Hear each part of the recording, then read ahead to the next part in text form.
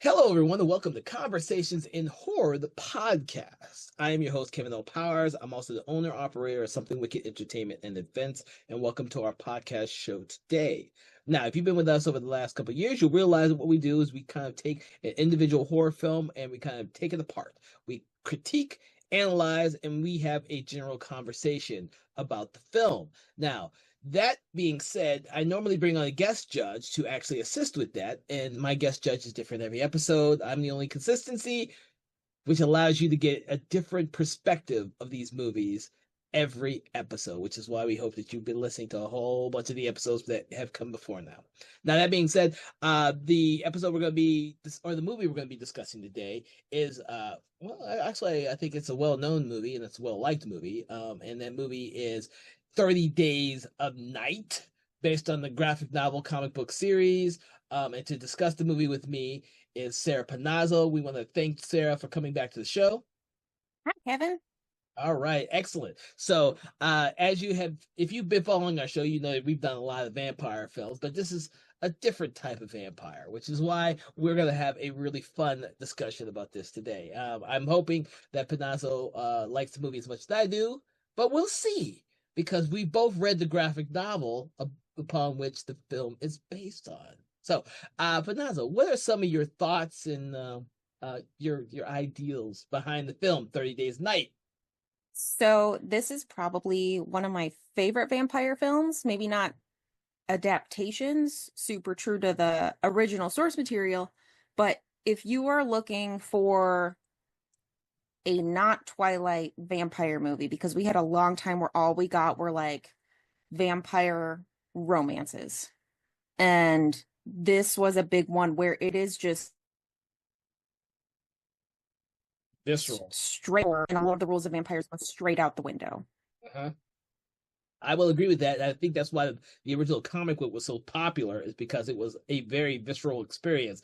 I mean, very minimalistic in terms of dialogue. It was more or less a very action driven. It was a very fast read. I remember reading it when it first came out, and I was really ecstatic and excited that someone had bothered to make a movie of it. Especially considering, as everyone knows, I'm not a big vampire fan, but I am a huge fan of 30 Days a Night. But yeah, it's a fun watch. It is super gory, and I mean, it takes place in one of the most reasonable areas you would expect a vampire movie to take place, which is in Alaska when they've got their 30 days of darkness. And the sun literally does not come up and shine. So, what else would be prime feeding time for vampires than to just live in eternal darkness? Yep. Now the great thing about this is that these are not gentle vampires here. These Mm. vampires are vicious and they're bloodthirsty and hungry, and they will rip and tear at anything that is not like them, which is what makes it such an interesting film to watch. Um, Yeah, like I said, most of the rules go straight out the window. There's no like, oh, you can just hide in your home and not invite them in. They will literally plow through the side of your house to get to you. Um, it doesn't matter. There are no rules. They will eat whoever, they will kill whoever. They don't want to leave survivors so that they can stay hidden. But yeah, it's got some really good kills. It gets really gory, and just seeing the comparison between the bright red snow spots where all the blood is compared to the white just vastness of the snowstorms, it's very chilling. yeah, it is. And the thing is, it's actually, in my opinion, I think it's a very smart script, especially beginning on the film. And if you've never seen this before, we're going to tell you a little bit about this. But essentially, they send in a stranger first into town on the eve of the day where most of the townspeople are leaving because they're going to start when the sun goes down. It's not going to be back up for the next 30 days. So half the town is leaving, and then, of course, this stranger comes into town from a ship that's been, I guess, marooned into the ice in the middle of nowhere. So he walks into town and he goes about disabling all the cell phones and stealing all the cell phones, and then killing all the dogs, and more or less prepping the town for the arrival of the vampires. Very similar to what happens in Salem's Lot. Yeah, you've got like gas tanks are being cut so that people can't use power, they can't fuel their cars. Um, it Helicopters destroyed. The helicopters destroyed, so basically getting rid of any way to leave this town. Mhm. And that's all the setup, which comes into play because the main characters, Eben and Stellar, are police, and Billy, I think the other is it Mhm. Billy. Yeah, they're the only police in the town after the sun goes down permanently for 30 days. Eben's slowly learning what's going on by investigating these weird incidences that are Yeah. all happening within the same, I guess 12 hours is really easy. Yeah, not even. I mean, it's like one incident after another. People are finding weird stuff, or the dogs are all dead, or whatever else. People are starting to disappear. And that's when it all comes to a head because the town is literally shutting down for these 30 days of night. People are leaving town because they can't handle it. The flights in and out are canceled because it is so dark and so cold that they cannot safely bring planes in and out of the area. Um, so you're literally on lockdown for a month where you are stuck in darkness in this town with nothing coming in and out. Yeah. And they don't even allow you to drink alcohol during this time period because they know what can happen with people who get cabin fever. Those subtle details like that are actually what makes this a very well written script because, these, and they make comment about this. Evan makes comment of the people. They know how to live in that environment because they've been doing it for so long. And the way they survive is by these rules that they created for themselves. It makes for, in because this has a lot of characters in it, it makes for a much more interesting ensemble as well. So Yes, because it also helps then that like it's not the entire town that goes missing then or anything like that. It's a portion of the town that somebody's going to come back after all this is done and see something happen to this town. There has to be an excuse why this happened, but you've got people boarding up their homes, which helps with everything else in the future. Like you said, these people are used to living like this. They're used to having to chip in with each other of like, oh shit, I ran out of gas because this emergency happened, and then the people come together to help each other. yeah, yeah, and which also plays in the part with the Bo character because he's lived so far away from everyone else. Early in the film, Eben gives him a citation, and it's to remind him that he's part of the town. Those subtle details like that gives a little bit oomph to the actual story itself. I don't remember if all these details were in the actual comic book graphic novel, but it makes for a much more interesting film to watch. Mhm. I've read a lot of Steve Niles' work over the decades now, and sometimes there's some of these details are in there, some of them aren't, because some of the stories are so visceral and they're very fast paced that some of these smaller details sometimes may get overlooked. But I remember the actual graphic novel being like the craziest, most visceral thing I had ever seen, I've read before. I was like, dude, this is crazy, and that was before all the subsequent sequels and everything else that he's done since then with 30 Days a Night. So Well, and as part of that, it was initially pitched as a comic. Nobody wanted to buy it, so he pitched it as a movie. Sam Raimi got interested in that, but still companies wouldn't buy it. Eventually IDW Publishing bought the story from him and he did the comics. And then he was coming on as the main writer for the film with Sam Raimi to like make the script better. He wanted to full flesh out all of these characters and give full stories and everything like that. But based on the director, a lot of that went away. oh, really? Yes. So we had Steve Niles, who was the original comic author, also did October Faction and multiple Mm. other comics. And then Stuart Beattie was the script rewriter after whatever company bought the film rights. So Stuart Beattie did Collateral, Pirates of the Caribbean 1, Australia, I Frankenstein, Mm. um, Obi-Wan Kenobi TV show. So he's written some pretty good stuff. And Niles loved it. He said it was a very faithful rewrite. But then Sam Raimi left directing and just produced. David Slade moved in to direct, and he decided to bring his usual writer, Brian Nelson, who did Hard Candy with him and a couple of other things. But Nelson wrote it much differently than the comics, and Slade considered Nelson's to be more faithful of an adaptation to the graphic novel than the OG writer Niles is with Beatty's. And he said, I've had to be more naturalistic than the graphic novel because it is so over the top. So like you were saying, because it's so visceral, he was like, no, I need to tone it down and make it an actual story so it's not just viciousness 24/7, which it helps, but I would have been interested to see exactly how they would have adapted it word for word. Interesting. Well, if they had, I would think it'd probably closer to be something like the second half of From Dusk Till Dawn. Yes. Because that's how I imagined it, as being something like that. I mean, we don't get these type of vampire films that often, so it's always refreshing when we do.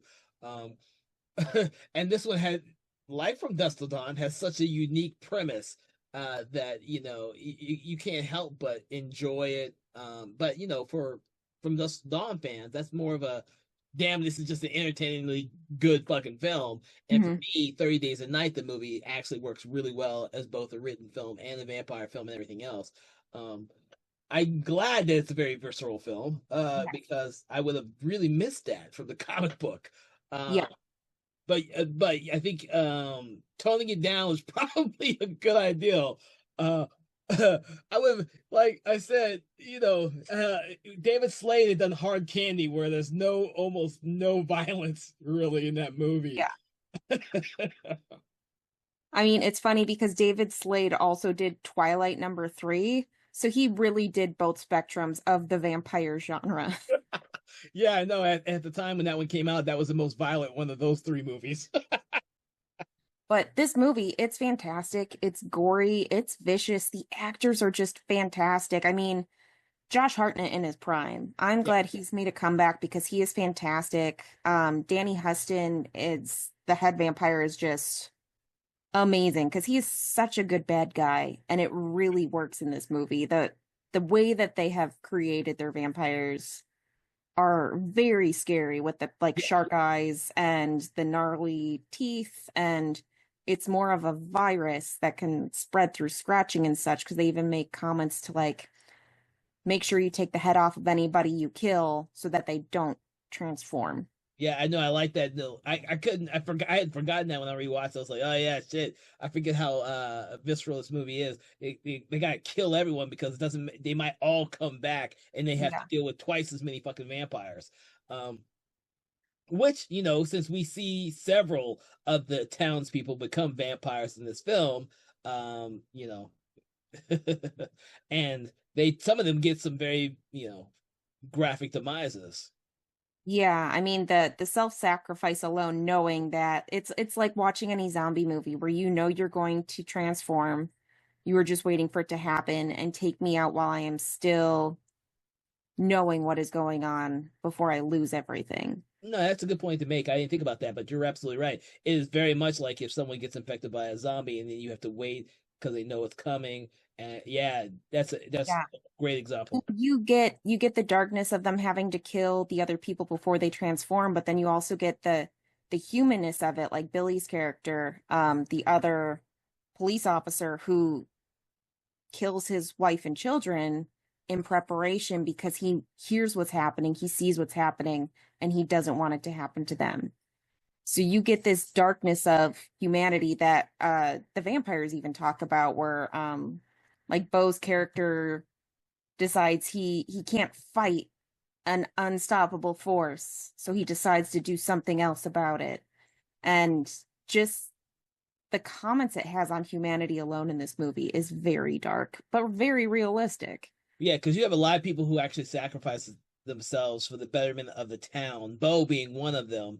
Towards the end, makes a huge sacrifice towards the end, and it kind of brings back those themes from the very beginning, where Evan was trying to make sure that whole theme about being a town and being one person in that regard, which flows through the whole film, just makes the film the characters in the film so much richer because Bo, who likes to be a loner, a hermit out in the middle of nowhere, sacrifices himself for the betterment of the other townspeople, the other survivors, towards the end of the film. And of He course, sees what's happening at the beginning and he comes in and swoops in to save people. I yeah, mean, it really is about a small town coming together and what it means to be part of a family that is a town like that. yeah, and where normally you're watching these type of movies where you get a bunch of people who can't get along and can't come up with a solution to their Every problems. man for themselves, they're tripping each other so they can survive and get away. And there is not any of that in here. Like the vampires try to persuade them to come out with bait and other versions, and it really is a true test of humanity and how this can go completely differently if it was a bad group of people in this situation. Yeah, and actually, and that's one of those elements I'm not sure was in the original graphic novel, because it was only 3 issues long. Yeah, I got to go back. I know it's got a huge expanded universe now Yeah, with TV shows, a straight to home video movie that we pretend doesn't exist. But then there's multiple other graphic novels and just novelizations that have spun out from this because of how popular it was. And I hate that it kind of fizzled. flared out because it could have been a fantastic franchise to keep going with. Yeah. And if so, anyone listening, if you're a studio, if you were actually able to get the rights for this series and actually convert it into a television series, you have plenty of material to do that with, since the story continues past the first story arc in the comic book. I always wished the second film, Dark Days, which is based on the comic book, the sequel, but doesn't really follow that at all. If they kept going, they would have had such a rich franchise. But Well, and as popular as like Walking Dead got, because this was before that even, this was like one of the first big like non-superhero graphic novels to become a movie. And after the whole Walking Dead thing, this could easily be a 30 episode mhm, season of how these people escape the town through the novelization and then going into the prequel, sequel, whatever yeah, yeah, past that, because it is such a unique problem to have. yeah. And if you're listening to this and you've never seen the movie 30 Days a Night, we implore you to go see it. I mean, unless you just hate vampire films, and even everyone knows I hate most vampire films, but I love this one.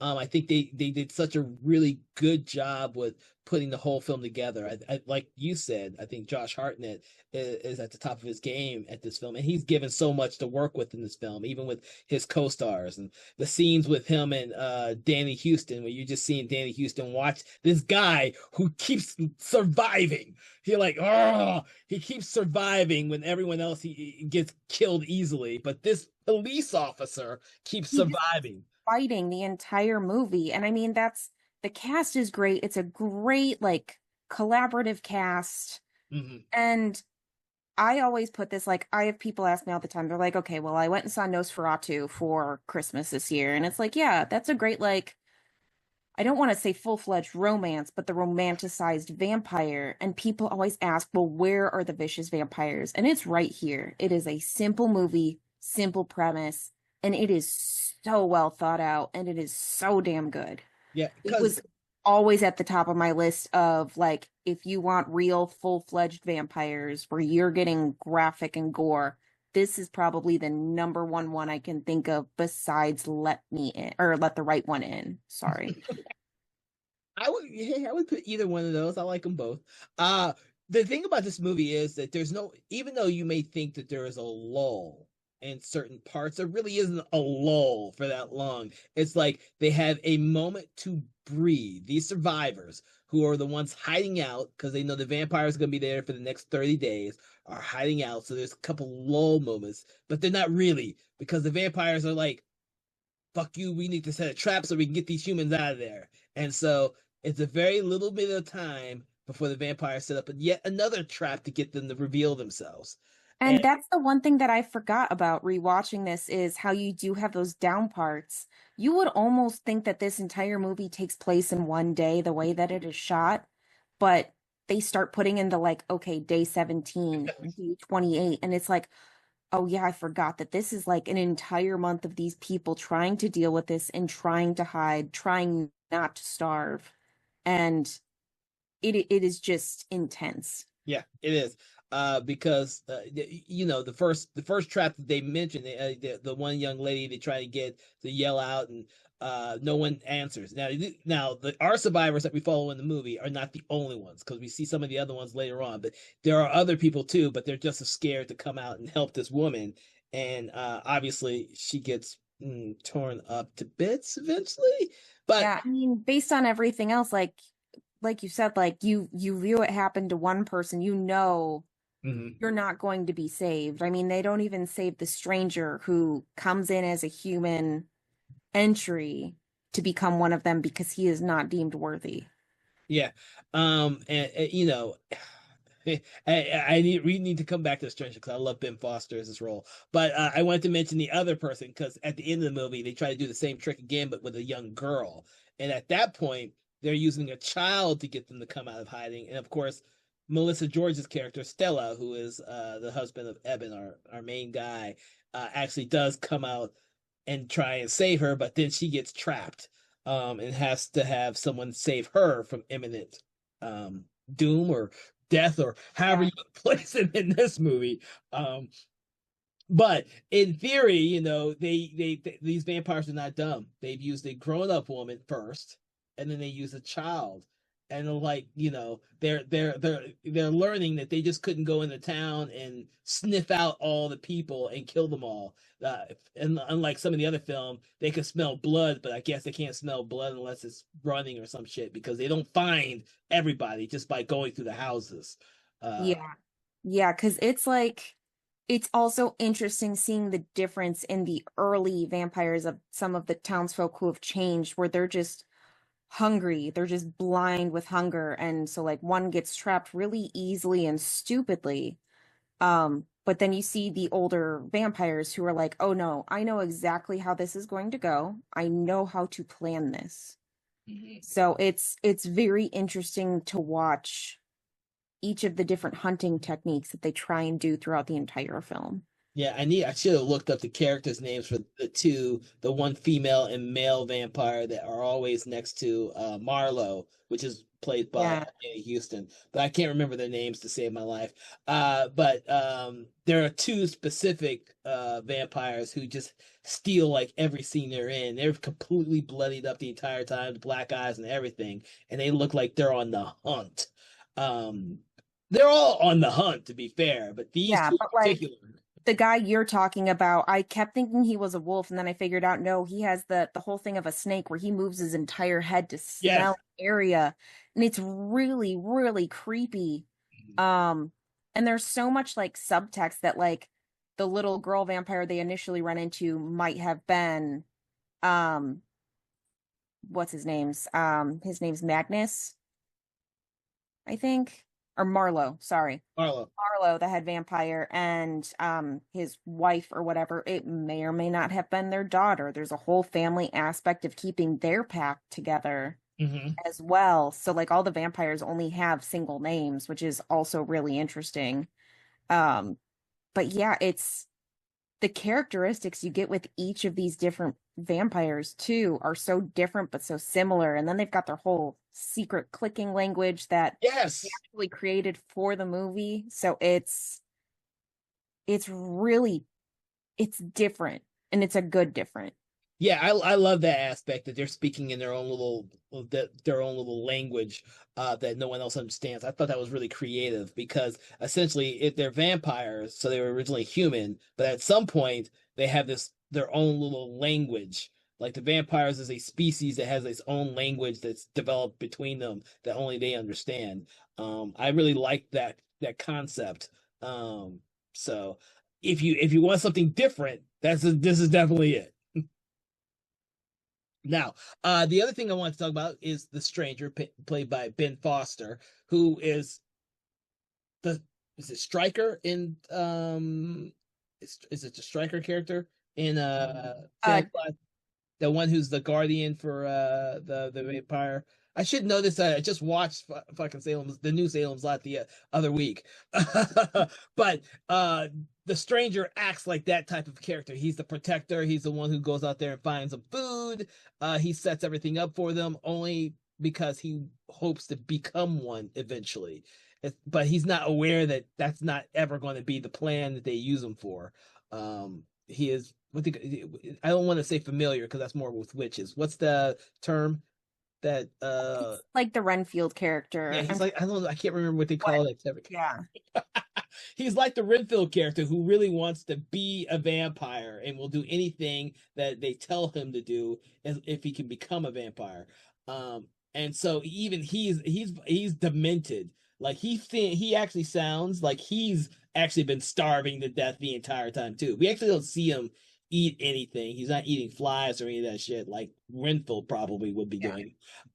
He just seems like a normal person. Just the tolls of not eating definitely look on him, or cleaning or bathing or anything like that, because these vampires are not clean. You would think that the blood on their faces has been there for God knows how long because they ain't taking the bath after they feed. They are. No, it's not like other ones, like, and it's constantly like you'll look at them and they are very well dressed, and then all of a sudden they're drenched in blood and more blood and more blood. And it's the whole they are more like animals where it doesn't matter. You don't have to clean yourself off. This is what you do to survive. Yeah, yeah. Which is really cool for this movie because we haven't. I don't know what you thought about the stranger, played by Ben Foster. I like Ben Foster. I love him. He's great. They actually liked him so much. He was supposed to die earlier in the film, but they liked Ben Foster so much they wrote his character in a bit longer to keep him on. Yeah, and he has some really like poignant scenes, not poignant, but really nerve inducing scenes because of the stuff that he says to Evan, especially uh Mhm. like the foreshadowing and just little tidbits. That's where the great conversation pieces between him and Evan, and Evan's like, just let him stay there and die, uh which should not be what a cop says, but No. after he finds I think it was Gus. I think he finds Gus's head on the pike, He a comes spear. back and he's like, "What the fuck are you guys doing?" Yeah, he's like, dude, he doesn't care what happens to the stranger. Let him stay there and die. I was like, that's a unique change on the main character. Hmm. Um, but then again, the stranger's not part of his town, so Yeah, and he doesn't care. it's part of that whole thing of doing for the better of their family, essentially, is they are doing what they know they need to do to protect those people. Mhm. Um, for the entire movie. And I mean, it's people aren't making stupid mistakes. They're making some emotional mistakes. Yes, emotional But mistakes. there's not a lot of stupidity in this movie either. No, I think the only that and that's what gets him in trouble is the emotional stakes. Like when the one guy whose father is senile, the father ends up venturing off because he doesn't understand what's really going on. And of course the son, because he cares so much for his father, goes out to look for him, and unfortunately he gets, eaten, killed, however you want to play, uh, Yeah. by the vampires. But that's like you care about that because essentially they've been setting that up. His father is a little bit senile from the very first moment you see these two characters, and his son's like taking care of him during this entire time where there's going to be 30 days of night. Mhm. And that's just the way they've always lived. And then this happens, and he still cares no matter if it costs him his own life or not. That Yeah. whole sense of self-sacrifice runs through the entire film, and it makes you feel closer to these characters. You know, so the other thing I want to talk about, especially after we talk about Ben Foster, because I love Ben Foster, is some of the cinematography in regards to the snow. You've already mentioned it, and you hinted about it with all the way the blood runs on the snow Yeah. because it's white, and it's such a huge, great contrast. And it plays a huge part in the film overall, especially when we start seeing the massacre that happens in the town. Um, Yeah. The whole flyover of the town in that scene is just brilliantly done. It's gorgeously shot. You're literally just watching madness unfold. yeah, yeah. then seeing the aftermath of it still just staying there time after time after time it's gruesome. Hmm. Yeah. Yeah, and then, there's the one scene where the only way that the survivors who are trying to get to a place that's more safe than where they were before is that they can only move during a snowstorm, a snow blizzard, because vampires obviously have never had to deal with that before, so they all are hiding. Whereas these people, they've lived with it their entire lives, and that's the only time that they feel that they have cover to move. And you're seeing them go through the snowstorm, and the cinematography looks amazing for this type of film, because vampires ain't coming out at that time because fucking get blown away. They don't know what to do. They don't have to react to that. Well, there's that, and the fact that like the storm can hide their tracks, can hide the noise that they are making. So it makes them easier to move than when it's still outside. But the snowstorm adds a whole other danger to the movie of you've got people who are then freezing to death because there's no power, there's no food, there's no running water, there's no heat. So it's everything that could possibly go bad is all happening at once. Yeah, yeah. Especially on these characters who are essentially stuck for a long period of time without the provisions to keep alive. And I it's just one of those atmospheres where like it almost starts off like on the Dread, because first thing you see is the stranger and the freaking ship that's stranded, and it just goes downhill from there. The further along the movie you get, even to the very end, which is one of the most tragic movies I've seen in a vampire film in a long time. Uh, Yeah, it always reminds me of The Mist, yeah, and that everything that you could do, you did, but it still won't stop the ending that's coming. yeah, yeah, yeah. Not as heartbreaking as much as The Mist, because that's just damn near just tragic as shit. Yeah, But that this one does is. have a tragic ending to it. Yes. Um, and this, yeah, but it's a beautiful ending. It is. And the based on how the graphic novels can go and their whole lines of truth, you could see the ending in a whole different light in one way or another. Hmm.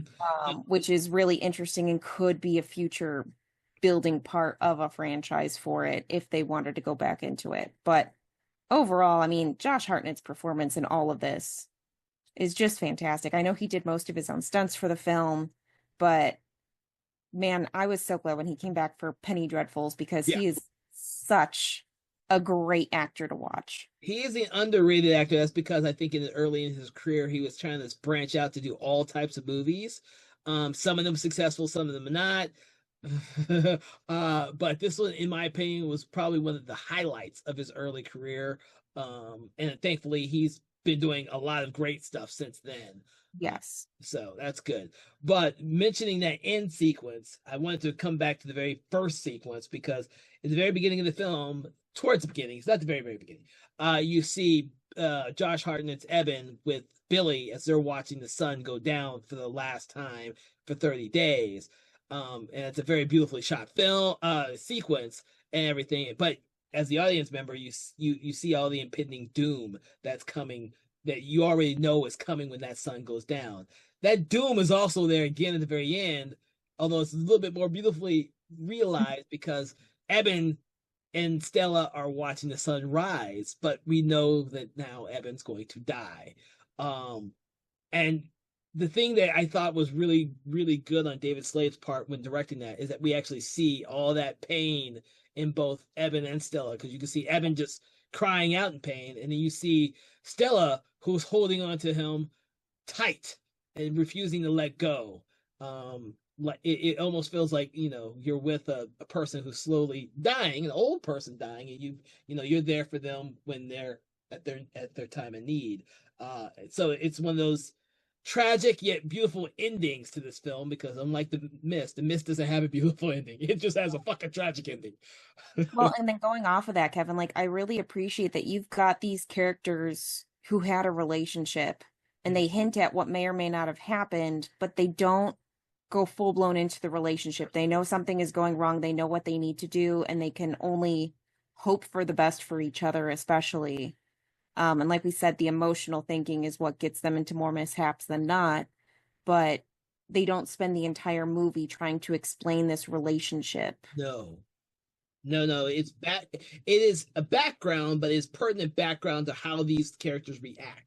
That's what I like, because it's funny at first in the very beginning when all their friends in the town comment on the fact that they're not together, and like you get these commentaries from everyone throughout the entire beginning sequence before all the shit hits the fan, and that's enough to know that they're having issues, and their issues are big enough so that Stella originally wants to leave the town before it becomes 30 days a night and they're trapped. But she accident happened and she can't leave town, but she's forced to. And then Eben, of course, has the option to go, that option when she gets stranded, he has the option to go pick her up, but decides not to. He sends Billy to go pick her up because whatever their issues is, he's not willing to talk about it. She's not willing to talk about it until they're forced to talk about it. But without actually describing what it is their issue is.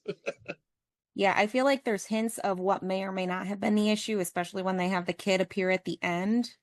Like, you can kind of piece two and two together without them fully explaining what may or may not have happened with their relationship. But like you said, we get a lot of characters. We learn a lot of just general background to understand motivations for these people without them having to do a full-fledged story for every single person. No, but I mean, one of the great things is that you get enough about each of them so that when they like we've already talked about the Bo character, but Billy's character, he mentions that Stella could stay at his wife's house if she doesn't want to stay with Eben, and then of course that scene where we see Billy and he's had to kill his wife and kids, it's so much more heartbreaking because we already know how much he cares about his family from having mentioned it with Stella. I could see that, and you bring up a good point when Stella goes out there to save the kid at the very ending, that it may have had to do with, them moving on and having kids or something like that. And that would make a little bit more sense. But, because we don't actually know for sure, it's just one of those little things that we can think about based on what we have seen going on throughout the entire movie. Yeah, I mean, and besides that, like we said, there's like all these other characters that you feel for throughout the entire night or the entire month. But there's I can't remember the character's name, but there's the guy whose wife and kids are in another city. That the entire movie he's just trying to get back to his wife and kids, and then when he's finally turned into a vampire, he's like, "No, please kill me." And then he reveals that they've been dead for a while. And he didn't know how to survive, but now he cannot survive for eternity, knowing that's what happened with them and not being able to join them. So there are so many different shiny aspects of humanity in this movie. It's, like we said, it's really well written. It is very emotional if you want it to be, but it is gory. Now, speaking about the gore, because we touched upon some of the gore in this movie, this is really effective gore. Yes. Like, this isn't just gore for gore's sakes, but I mean, not since probably, I don't know what slasher movie had an axe in it. Has the axe been used so expertly in this movie to kill and lop off heads of vampires? And it made it really very realistic, because a lot of people will think that you can probably chop off someone's head with one swack of the axe, but this film makes it seem as though, one swipe ain't gonna do it. You're gonna need to do it a couple times, if not 4 or 5 times, because when you see some of these vampires get their head chopped off with an axe, it's like, damn. Yeah, it takes some time, and and the way that the vampires go to town on the people, it's very animalistic. It is very vicious. It's not the like, oh, I'm gonna just bite you once and it's fine, but they're like tearing open throats and like ripping heads off so that they can't turn. So it is gory. Yeah. Oh, and you brought up earlier about the vampires being smart. One of the first things that they do, husband and wife, is they pull the wife through the window of one of the houses, and then they're passing her off underneath the houses from one vampire to the next. Like, they're hunters. They don't just automatically kill all the time, but they made it so that they're getting him, the husband, to come outside, and so they eventually can get him. I don't think they get him at that point. They think they get him later on. So he's the one they that, don't get him. They manage to scratch and infect him during yeah, that yeah. scene, and then that's where If I remembered his Evan name, I has would to be able deal to. with him later. Yeah, which is also important to the story aspects. But yeah, the ideal that that the vampires actually have like techniques that they perfected over the years of killing people to actually hunt and kill these people and borrow um, is actually really cool. I mean, I've never seen another movie where the fucking vampires take people and then pass them off to other vampires. Like, you don't see that in other movies, No. or the vampires who climb above the houses throughout, and that's where they watch the townspeople from. Is they're on top of roofs and everything. They Yeah, jump like they roof. literally are a hunting party watching and using their bait to pull out other victims. Mhm. So it is very interesting to watch.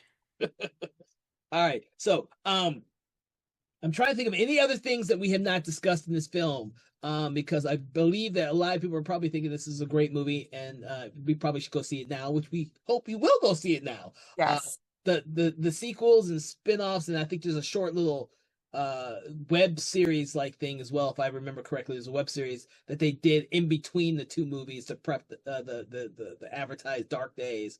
Um, there's a lot of content out there. It's a little sad that, like we said before, that there hasn't been a franchise or something to extend this past what it is, and so sometimes, these type of films get forgotten um through time, which is really sad. But any other thoughts about this film? Because we want people to remember this one. No, if you haven't seen it already, get out there and see it. It is probably one of the darker vampire films you will ever see. It is well written, it's well acted, it's an intense story. There's plenty of gore for those people who love it. But if you are looking for something that is not romantic vampires and you want to see vampires just like go to town, this is your movie. All right. So I'm gonna say that I love this movie as well. The thing is that this movie is very effective in my opinion. Not being just a great horror film, not being just a great vampire film, not being just a great film technically wise, all the techniques coming into play. But this is a good film whether or not you're a fan of the genre or not. I think this is one that, if you're looking for a horror film and you're looking for something that's a little bit different, but a little bit familiar, this is definitely one of those type of films. We know that the vampire genre is one of the most popular for the general public.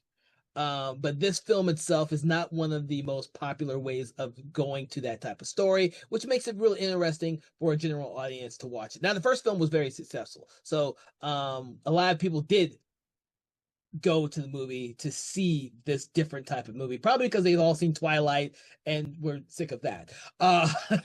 Uh, but that being said, the movie Actually, still, I believe this was before Twilight. I don't know, there's like 5 Twilight movies. Are you sure about that? You know what? I don't know anymore. I just know there's like 5 of those movies out there. No, I could have sworn this was at least Eclipse. The third one with David Slade directing was after this. I kind of want to say that he did that after he did this movie.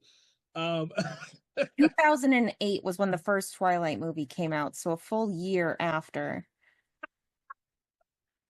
oh my God, that's not that long. God, I know. Jesus, isn't that crazy? We went from this to Twilight. How crazy is that? I know. Oh, and that could be another reason why this franchise died out fast, is because everyone want. I kept thinking it was the other way around, but it could be because so many people wanted Twilight, and They we couldn't do wanted it anymore. romanticized vampires, but Put a stake through my heart, please, with those romanticized vampires. All right, so yes, by all means, go out there and check this one out. We actually think this is actually a great example of a vampire film and a horror film and a general film that I think most audiences will enjoy. Um, with that, we like to rate the film because normally that's what we like to do here. We like to rate the film between 1 to 5 stars. Star being poor, 5 stars being excellent. Where on the spectrum do you place this film, 30 Days a Night, Miss Panazzo? easily 5 out of 5. Like I said, this movie is fantastic. I recommend it to anybody who wants to see gory vampires or who love vampires in general. It is a fantastic movie, and I do recommend reading the graphic novel at some point.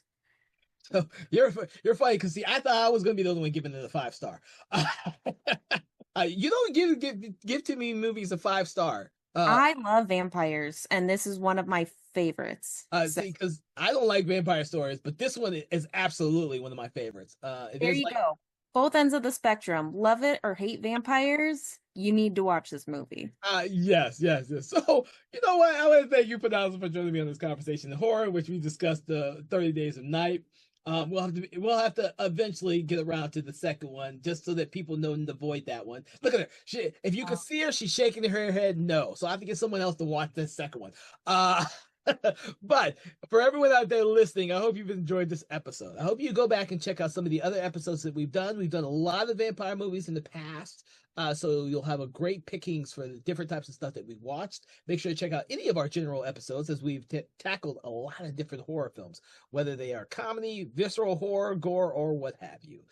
Check them out on your favorite podcast app, Spotify or YouTube. Make sure to like, follow, subscribe, do that thing you do with your favorite podcast so you never miss an episode. Regular episodes are every Wednesday at 8 a.m.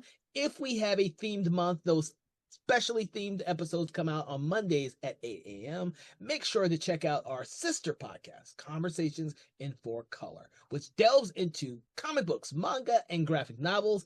That is our Patreon exclusive podcast. So you have to be a subscriber or a follower to listen to that podcast. But make sure you do. So with that, I want to thank you for joining us on Conversation in Horror. Make sure to leave some comments if you have films that you would like us to discuss, because we are always in the mood for new films. So everyone out there, have a great day, and I will see you on the next episode. Conversations in Horror is a Broken Lighthouse Pictures production, written, produced, and directed by Kevin L. Powers, executive producer Kelly A. Inoka. All contents and material from this episode of Conversations in Horror is copyright 2025 Broken Lighthouse Pictures.